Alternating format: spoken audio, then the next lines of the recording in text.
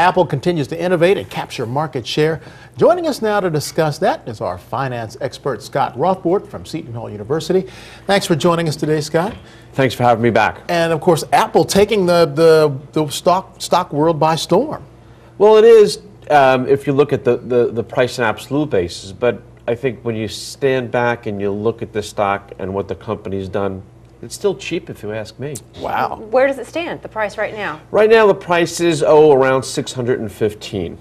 A share. A share. It sounds for somebody who's not a finance expert, somebody who doesn't play in the stock market, that sounds outrageously high. Well, because you're looking at the absolute price. But on Wall Street, we look at the relative price, all right? We look at value. And what we ask ourselves is, what is Apple really worth? Well, this year the company is probably going to make $45 a share. And we probably want to multiply that $45, which is what we do in finance. We teach at the university, and I do that when I invest personally and professionally. We're going to multiply it by about 14, which is the market multiple. Although I would admit that I think Apple deserves more than the market multiple because of how fast it's growing, but because it's the largest company in the U.S. marketplace. We're going to use the market multiple. So we take 45 and multiply it by 14. That gets us 630. But hold on there. Apple has $100 per share in cash. So we want to add that $100 per share in cash. That's $630. And on a conservative basis, we're getting a valuation of Apple at $730 per share. Even though you're buying it at what, at 600, right? Well, let's say you're buying it at a little over 600, 615 or so. So the stock potentially has another $115, $120 of appreciation, close to 20% appreciation potential. I've got to, Go ahead. I was just saying, I just got to jump in here. To me, it amazes me you've got a company that creates a product the consumer didn't even know that it needed, and then it rushes out and has to have it.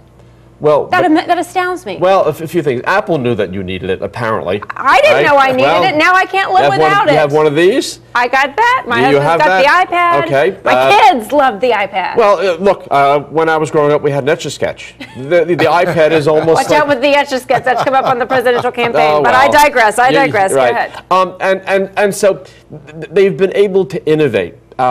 And while Apple started off as a computer company, they really aren't a computer company anymore when you think about it. That's right. They're a mobile telecommunications company. They're a media company.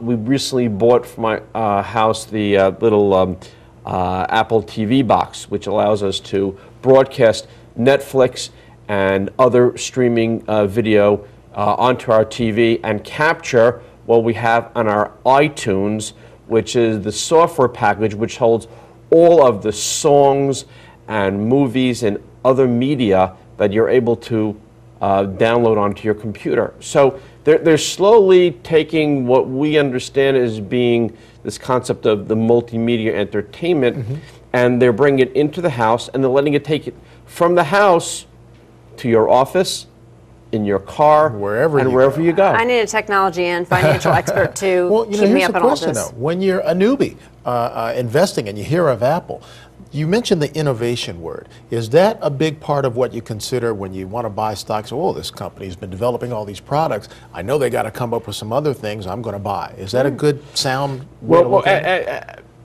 When we look at investments, we generally look at things along the scale of something that has value, all right, with growth, or something that basically is giving you income. All right. So you're looking more at the numbers than the concepts. Well, right, but the concepts generate the numbers. All right. So we're looking now. We just saw that they released the new version of the iPad, which they refuse to call iPad 3, but everyone calls iPad 3. All right, it's the new iPad. All right, that generated a huge amount of sales in the first week and continues to have a great deal of demand. We know that later this year, the iPhone 5 is going to come out. And we know that next year, they're going to have the TV, the actual TV screen with all the software that is currently integrated on the iPad and the iPhone is going to be integrated, plus more on this TV screen that you can be able to use from home. So you're saying based on that, buy? Based on the fact that they're going to earn $45 a share this year, I would buy it, and I think next year we can look at them earning even more than $45 a share. You would buy it. Do you own it? Out of disclosure. Yes, personally, for my family and for my clients at Lakeview Asset Management, which is an RIA firm, that I own and operate. We own Apple stock and we own Apple calls. How much cash is Apple sitting on right now? It's about $100 billion, which is about $100 per share. Unbelievable. Wow. Tremendous. Just think about what they can do with that $100 billion. And how fast technology moves, and I wonder what this conversation will be like a year from now, and what technologies we don't even realize are out there. So a good investment.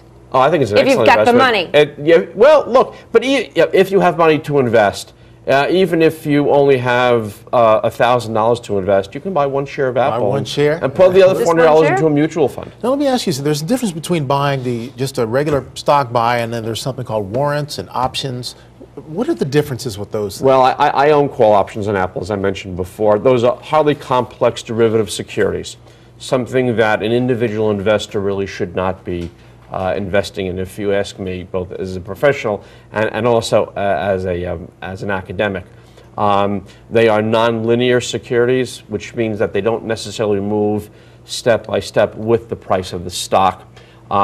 They are also short-term in nature. They are highly leveraged. There's a lot of complexities when it comes to options and warrants. So much more risky.